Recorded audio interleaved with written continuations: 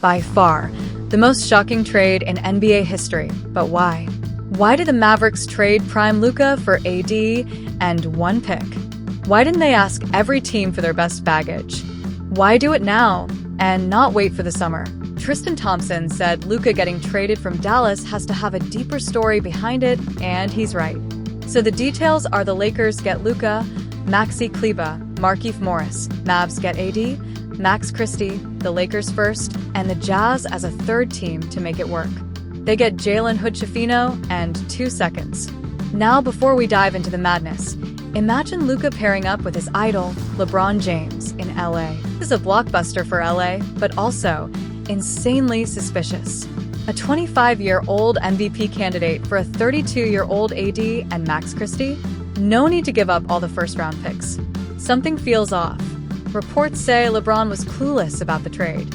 He was out to dinner with his family after beating the Knicks in New York. Suns and Blazers were playing, and a fan yelled at Devin Booker. Luka got traded. Book, thinking it was a joke, replied, "You mean Luka Garza?" Even Shams had to tweet, "This is 1000% real," clarifying that his account wasn't hacked. The only other time an MVP-level player was traded this young? AD in 2019, and that was because he demanded out. But multiple reports confirm Luka did not demand a trade. He wanted to be in Dallas. He was up for a Supermax extension this summer. So, why would the Mavs pull the trigger now? ESPN claims Mavs GM Nico Harrison picked up the phone and called Lakers GM Rob Pelinka. They go way back through Kobe. Nico trusted Pelinka to keep things quiet. The Mavs, allegedly, were fed up with Luka's conditioning issues. There was growing frustration over his lack of discipline with diet and fitness, which contributed to his injury history. We've all seen it. Luka looking out of shape, arguing with refs, and playing lackluster defense. Remember when the Mavs clinched the finals last year? Luka celebrated with a beer, only for Nico Harrison to snatch it from him. Luka's face said it all. We laughed. Dallas didn't. And then there's Brian Windhorst going off on Luka when they fell 3-0 in the finals. His defensive performance is unacceptable. He's a hole on the court. The Mavs won't win with this effort. His post-game blaming of officials shows he's nowhere near ready. Fans ripped Windy for that, but Dallas? They were nodding along. Luka as a rookie, 230 pounds. Luka this season, reportedly 270. A 40-pound gain, and not the muscle kind. He played just 22 games this year before straining his calf. Dallas' reaction? Not bad luck. It was, "This is your fault. You wouldn't be hurt if you were in shape." So, the Mavs did what no team has dared before. They refused to be the Pelicans with Zion. They refused to be the Clippers with Kawhi. No more being held hostage by a superstar's mood and health. They'd rather roll the dice and trade him now. Most teams are too scared to pull a move like this, sticking with their star through years of frustration and inconsistency. But Dallas? They snapped.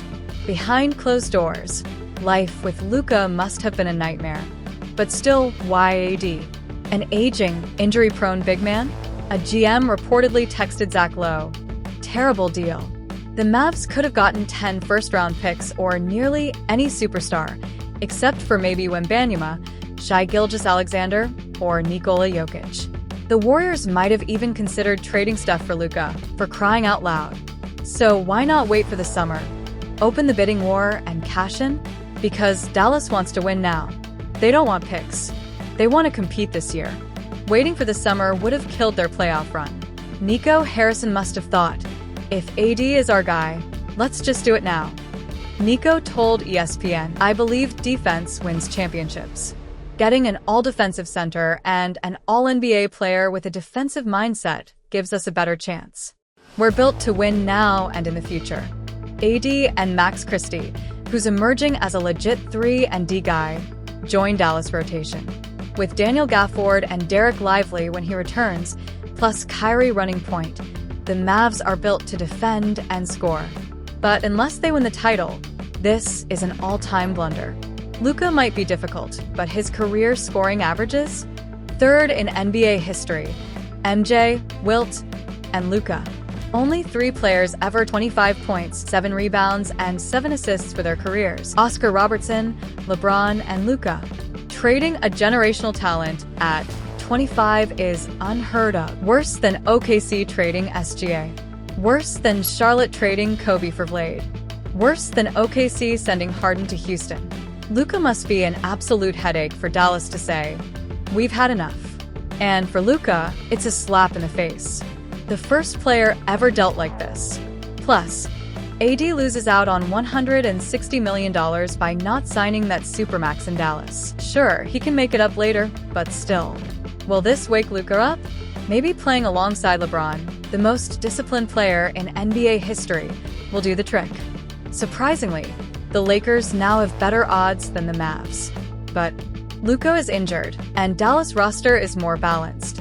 AD and Kyrie are a natural fit. Luka and LeBron? Not so much. What about Austin Reeves? Do the Lakers need another one-way ball handler?